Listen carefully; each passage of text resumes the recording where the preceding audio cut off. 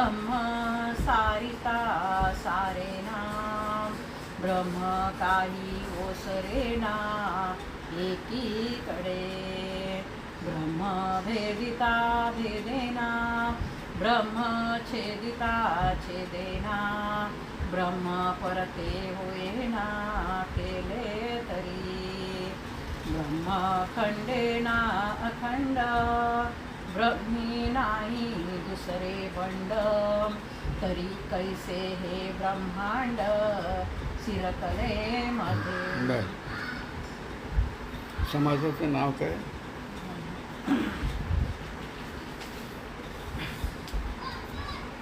संदेह वारण. संदेह म्हणजे संशय. ब्रह्म केवळ ब्रह्म आहे, परिपूर्ण ब्रह्म आहे आणि ब्रह्माशिवाय दुसरं काहीच नाही असं आहे. हां, पण संदेह निर्माण होतो, प्रश्न निर्माण होतो, संशय निर्माण होतो, कल्पना निर्माण होते आणि वाटायला लागतं की हे काहीतरी वेगळं आहे. ब्रह्म परिपूर्ण आहे पण अपूर्णता जाणवायला लागते, कारण हे काहीतरी वेगळं आहे अशी कल्पना निर्माण होते. तर सुरुवातीला समर्थांनी सांगितलं की ब्रह्म परिपूर्ण आहे, सगळं जे काही आहे ते ब्रह्मच आहे. मागे पुढे सर्व एक परिपूर्णता, तुडुंब भरलेली परिपूर्णता आहे. असं असताना इथे म्हणजे ब्रह्म आहे, परब्रह्म आहे, तिथे हे ब्रह्मांड कसं उभं राहिलं, हे कुठून आलं, हे निर्माण कसं झालं, असा तो प्रश्न आहे. लक्षात घ्या. हे सगळं विवरण करून झालं आणि समासाच्या शेवटी समर्थ सांगतात की हे समजून घ्यायचं आहे ना तर विवेक कर. विवेक कर म्हणजे विचार कर. म्हणून समर्थांनी दासबोधामध्ये शेवटी पण सांगितलं की ही विचाराची कामे, उगाच भ्रमू नये भ्रमे. इथे सुद्धा ह्या समासातही भ्रम शब्द आला. तर तुम्ही विचार करा आणि हे विचार करून समजून घ्या. बाकी हे समजून समजण्यासारखं नाही आहे. हे कसं निर्माण झालं आणि काय झालं, ह्याचा करता कोण, करविता कोण आणि ह्याचा आरंभ कसा आणि ह्याचा शेवट कसा आहे, हे समजून घ्यायला आता तुम्ही विज्ञानामध्ये पण बघता, फिजिक्समध्ये पण बघताय, वेगवेगळ्या प्रकारच्या सिद्धांत ते मांडतायत. काही ठिकाणी तर प्रयोगशाळा उभ्या केल्या आहेत ना की कसं काय हे जग निर्माण झालं त्याचा शोध घेण्यासाठी. हां, पण त्यांना ते हाती लागत नाही. याचं कारण काय? याचं कारण काय? नाथीलाच भ्रम, नसलेला भ्रम असं म्हटलेलं त्यांनी. हा तुम्हाला जो जगाचा जगत म्हणून अनुभव जो काही येतो आहे ना तो भ्रमामधला आहे. आता भ्रम कशाला म्हणायचं? भ्रम कशाला म्हणायचं? की काही नाही आहे पण ते आहे असं वाटतं, त्याला भ्रम म्हणायचं. काही नाही आहे पण आहे असं वाटतं, असा अनुभव येतो आणि मग खरं जेव्हा कळतं तेव्हा अरे असं नव्हतं, मला तो भ्रम झालेला. तर जग, ब्रह्मांड हा भ्रम आहे. लक्षात घ्या. तर भ्रम जाईल कसा? विचार केला तर जाईल. त्या भ्रमात तुम्ही जे काही कराल ना, भ्रम सोडवण्यासाठी, भ्रमातून सुटण्यासाठी, सुटका करून येण्यासाठी, तर ते तुमचं करणं, तुमची ती कृती त्या भ्रमामध्येच असणार. त्यामुळे तो गुंता काही सुटणार नाही, कारण तुमचं अवघं असणं त्या भ्रमामधलं आहे.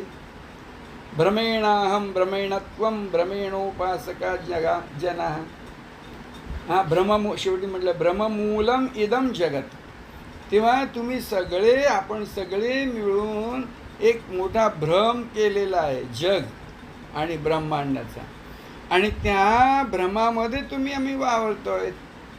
सद्गुरू सांगतो की बाबा ह्यातून सुटका करायचं असेल तर विवेक कर.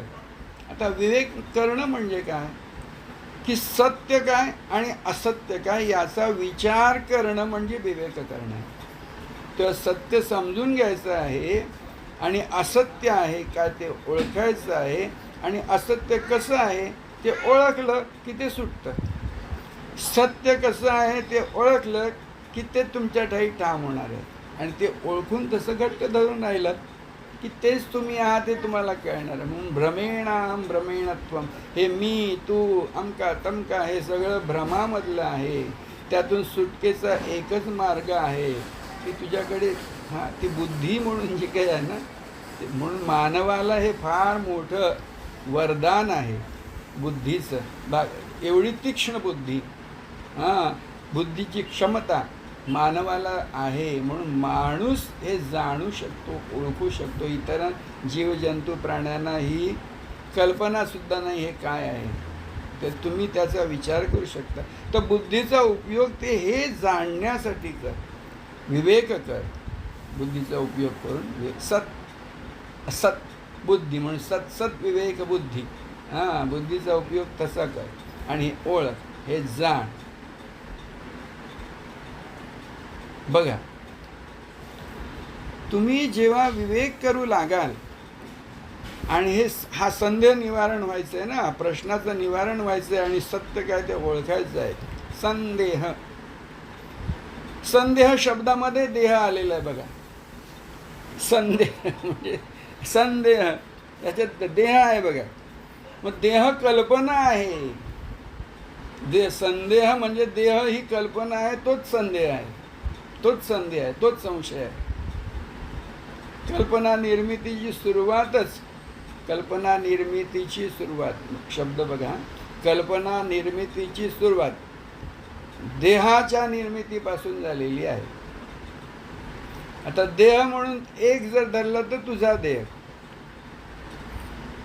हे ब्रह्म आहे की परब्रह्म आहे की ब्रह्मांड आहे की देव आहे की काय दैव आहे की सगुण आहे की निर्गुण आहे की धर्म आहे की अधर्म आहे की नीती आहे की अनिती आहे, काय आहे काय नाही याचा विचार कुठे झाला आहे? तुझ्या ठाई झालेला आहे. आधी होता का? तू म्हणशील मला त्याचा काय अनुभव नाही, मला त्याचा अनुभव नाही. अनुभव कधीपासून सुरू झाला तुझा? तर जन्मापासून झाला. जन्म कोणाचा झाला आहे तुला कळतं? सांग उत्तर. तू सांगणार देह आहे, देहामुळे जन्म झालेला आहे. मग ते अमुकपासून अमुकपर्यंत देह आहे आणि देह नाही कधी होते म्हणजे ते मृत्यूचं झालं. म्हणजे अमुकपासून अमुकपर्यंत अशा सगळ्या कल्पना करून तू सांगणार. मग जगाचा अनुभव कधी होता? ब्रह्मांडाचा अनुभव कधी होता? तू म्हणशील नाही, माझ्या जन्माच्या आधी मला माहीत नाही. कल्पनेने ऐकलं तू उत्तर देणार सगळं, पण तुझ्या अनुभवाने तू सांगणार मला नाही माहिती, मला काही सांगता येत नाही. मग सांगता येण्यासारखं म्हणजे ब्रह्मांडामधलं जे काही आहे त्याचं गणित तू कधी मांडलं? जन्मापासून मांडलं. त्याच्या आधी काय आहे? काही नाही. हे तुझं उत्तर असणार. तुला जर विचारलं की ह्याच्या आधीचा तुझा अनुभव काय, तुझं उत्तर काय असणार? काही नाही. बरं, मृत्यूनंतर काय? जन्माच्या आधी काय, मग मृत्यूनंतर काय? तुझं उत्तर काय? काही नाही. तुला सांगता येत नाही. ते उत्तर जे आहे ते तुमचं उत्तर सत्य सांगतंय. काही नाही असं म्हणतोय, काही नाही असं म्हणतोय ना, तेच ते उत्तर आहे. कारण परब्रह्म, जिथे त्यांनी ब्रह्म शब्द वापरला ते परब्रह्म म्हणून जे आहे ते, आणि हे निर्माण झालेलं त्याला त्यांनी शब्द वापरले ब्रह्मांड म्हणून, है ना. हा सगळा जो अनुभव उभा राहिलेला आहे तो, बरोबर, सगळ्या संवेदनांचा म्हणून अनुभव येतोय तो सगळा त्याला ब्रह्मांड म्हटलेलं. अनुभव ज्याला येतोय त्याला इथे त्यांनी ब्रह्म म्हटलं, पण परब्रह्म म्हणतो, परमात्मा म्हणतो. सूक्ष्म व्हायला पाहिजे. तुमच्या आमच्या कल्पना एवढ्या अशा जड झालेल्या आहेत की आपण त्या सूक्ष्मत्वाकडे लक्षच जात नाही आपलं. सूक्ष्म होणं म्हणजे काही न होणं. बघा ना, जड म्हणजे अवघड सगळं आकार विकार सगळे उभे राहिलेत, गुणनिर्मिती झाली, आकार निर्मिती झाली, जग उभं राहिलं, ब्रह्मांड उभं राहिलं. हे कुठे राहिलं आहे? प्रत्येकाने प्रत्येकाचा अनुभव एकच असणार. अनुभव घेत स्वतःपाशी आलं की हे माझ्या ठाई मला सगळा अनुभव येतो. सगळा काही असो, जगामध्ये काही घडलं तरी, युद्ध झालं, लढाई झाल्या, तरीसुद्धा ह्याचा अनुभव घेणारा जो आहे तो कुठे आहे? तर आपण मी आहे. बघा, मी म्हणताना मी आहे म्हणून, मी आहे, आय ॲम, मी आहे. तुमच्या ठाई जो आहेपणा आहे, दुसरं काय नाही आहे, हा एकच आहे, एकमेव आहे. आहेपणा, मी आहे. त्या आहेपणामध्ये सगळं ब्रह्मांड उभं राहिलेलं आहे. तो आहेपणा नाही असं झाला की ते ब्रह्मांडही नाही, काही नाही. मी तूपणा नाही, काही नाही, कसलाच अनुभव नाही. मग ब्रह्मांड शिरकलेमध्ये, मध्ये शिरलं कुठे, कसं? तर ते कल्पनेमध्ये आहे. ती कोणती कल्पना? तर मला मी असल्याची जी जाणीव झाली, कॉन्शियसली माझी जाणीव, त्या जाणीवेमध्ये जग निर्माण झालेलं आहे. माझ्या जाणीवेत म्हणजे माझ्या ज्ञानरूप असण्यामध्ये, ज्ञान तुम्ही नॉलेज म्हणता, मी आहे, त्या माझ्या मी आहेच्या ज्ञानामध्ये आहे ब्रह्मांड. सरकले म्हणजे उभं राहिलेलं आहे. कुठून आलं नाही, कुठे जाणार नाही, कारण ते नाहीच, भ्रम आहे नुसता. लक्षात घ्या. असं असं विचार करा, म्हणून विचाराची काम आहे. तर असं लक्षात घ्या, हा विवेक करा. जे नाही ते आहे असं वाटतंय, कारण तुला वाटतंय मी आहे, आणि मी आहे जे वाटतं ती तुझी कल्पना मात्र आहे. वस्तुतः तू नाही, तू नाही. तू हा जो म्हणून आहे ना, तो त्यातला तू नाही, तू तो नाही. केवळ तुझं असणे पण आहे. आता बघा, हे असणे पण आहे ना, प्रत्येकाच्या ठाई आहे. जीव जंतू कोणी असो, त्याच्या ठिकाणी मी आहे हे आहे. त्याच्या आहेपणामध्ये त्याचं जग आहे. आता तुम्ही हे स्वतःपुरतं ते बाजूला ठेवा. स्व म्हणून जे आहे तो विचार तुझा बाजूला ठेवा.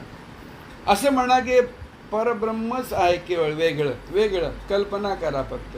मी आता आपण समजून घेतलं म्हणून म्हणतो की मी आहे म्हणून, स्व म्हणून, ब्रह्म म्हणून, परब्रह्म म्हणून. तो तू बाजूला राहिला, उरेल काय? ते परब्रह्म आहे. मग विश्व निर्माण कसं झालंय?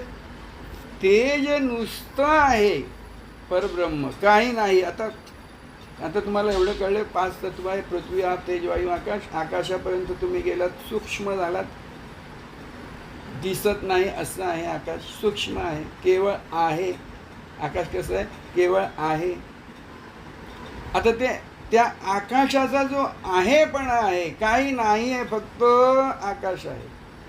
Nothing is there, no thing is there, nothingness, शून्य आहे ते. शून्य म्हणजे नेल. शून्यातून विश्वाची निर्मिती आहे ना. मग ते शून्य आहे म्हणजे काही नाही असं आहे. The ultimate truth. काही नाही असं आहे अंतिम सत्य. मग ते नुसतं आहे असं लाखो लक्ष कल्पनेच्या पेक्षा लक्ष काळाची जर कल्पना केली तर असा काळ गेला, कोटी युग. तो आहेपणा कोणाचा? परब्रह्माचा, आकाशापेक्षा सूक्ष्म. मग त्या आहेपणामध्ये नुसतं आहे पण जाणवलंय, त्याचं त्याला परब्रह्माचं परब्रह्माला. त्या आहेपणाच्या लहरी निर्माण झाल्या, वेव्स. म्हणून आकाशाच्या नंतर वायू येतो बघा. वायू आहेपणातून निर्माण झाला वायू. मग त्यातून पुन्हा वायूतून लहरीच्या लहरी त्यातून काय झालं? एकावर एक लहरी आदळला की काय होणार? अग्नी, तेज निर्माण झालं.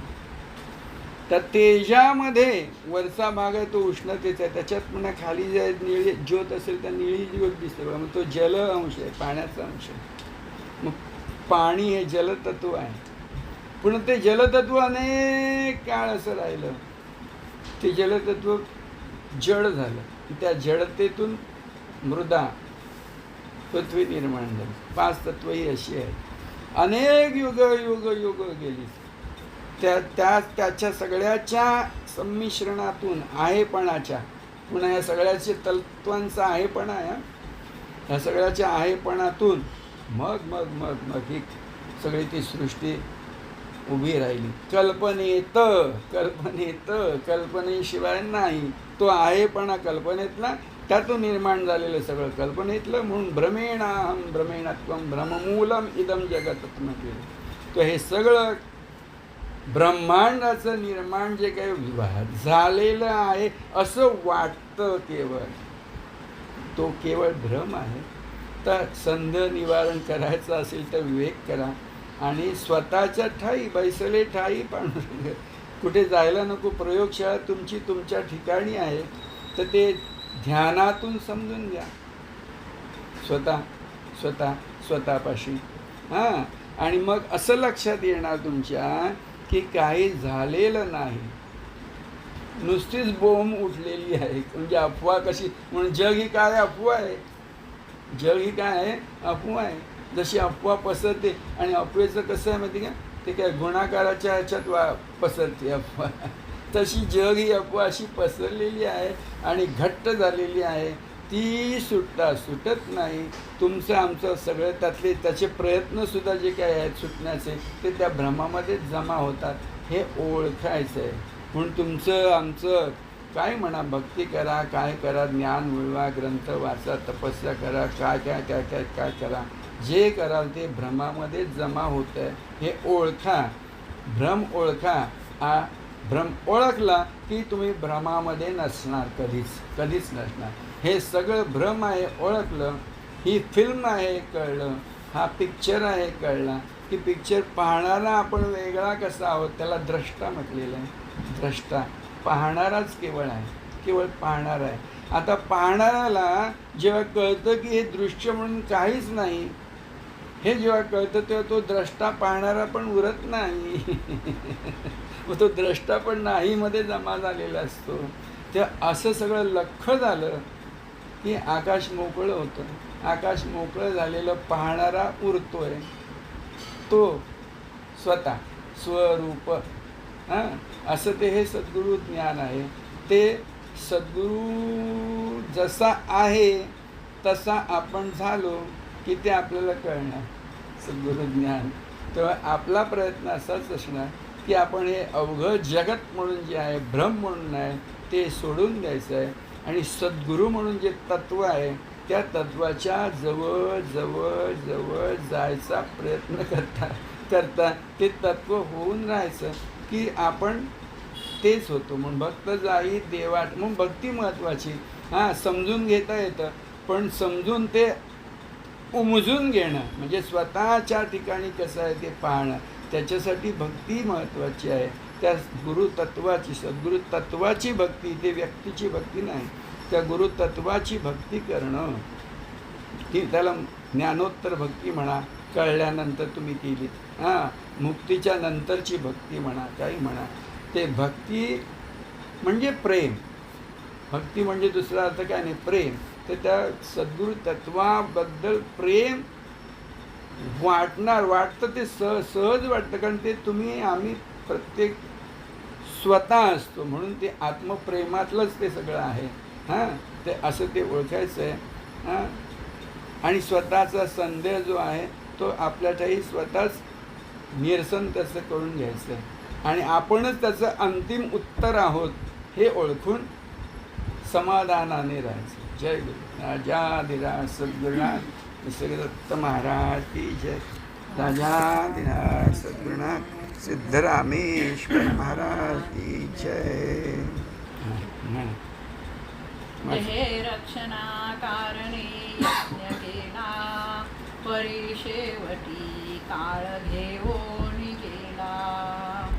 करी रे मना भक्ती या राघवाची, पुढे अंतरी सोडी चिंता भवाची. आलं लक्षात? बघा, आपण आता जे काय ऐकलं ना ते सगळं याच्यामध्ये आलेलं, ह्या चरणामध्ये आलेलं. हा देह आहे तोपर्यंतच हा संदेह आपण नाहीसं करू शकतो, नंतर नाही. हा देह आहे तोपर्यंतच हे सगळं जे काही करायचं आहे, साधायचं आहे ते आपण साधू शकणार. तेव्हा हे लक्षात घ्या, काळ हे सगळं घेऊन जाणार आहे, काय ठेवणार नाही आहे. तेव्हा लवकरात लवकर हे साधा, म्हणजे जो साधेल तो साधू. साधू कोणाला म्हणायचं? जो सत्य आहे ते साधून घेतो, स्वतःचं निवडून घेतो, ओळखून घेतो, पारखून घेतो. हे ज्याला साध्य होतं तो साधू. किंवा कल्पना निवारण स्वतःचं करून घ्या लवकरात लवकर. याची देही याची डोळी, ते जे आहे अंतिम सत्य ते पहा, म्हणजे ओळखा आणि कल्पनेतून सुटून पार व्हा. आणि तिथे आता शेवटी काय म्हणलं? हां, म्हणून त्या राघवाची भक्ती करा. तर तो राघव म्हणजे आत्माराम. राघव म्हणजे राम, म्हणजे आत्माराम. तर त्या आत्मारामाची भक्ती करायची आहे. जो आत्माराम म्हणजे आपण स्वतः. आत्मा नाही तर आपण कुठे आहोत? ते आपलं असणं म्हणून जे आहे त्या आपल्या असणं. बघा, तुम्ही कुठेही उभे राहिलात ना, मूर्तीपुढे देवळात जा, कुठेही जा, कोण नमाज पडतील ते किंवा कोणी काय करतील, त्यांची भक्ती किंवा ते काय करत असतील त्यावेळी कृती करताना आपण देवळात गेलो तर नमस्कार करताना आपले डोळे मिटतात. डोळे मिटतात याचा अर्थ नमस्कार करताना बाहेर नमस्कार नाही पोचत आहे, तो तुझ्या ठाई तुझ्या अंतःकरणात जातो आहे. डोळे मिटतात म्हणजे दृष्टी आत वळते. तर ती अंतर्दृष्टी झाली पाहिजे.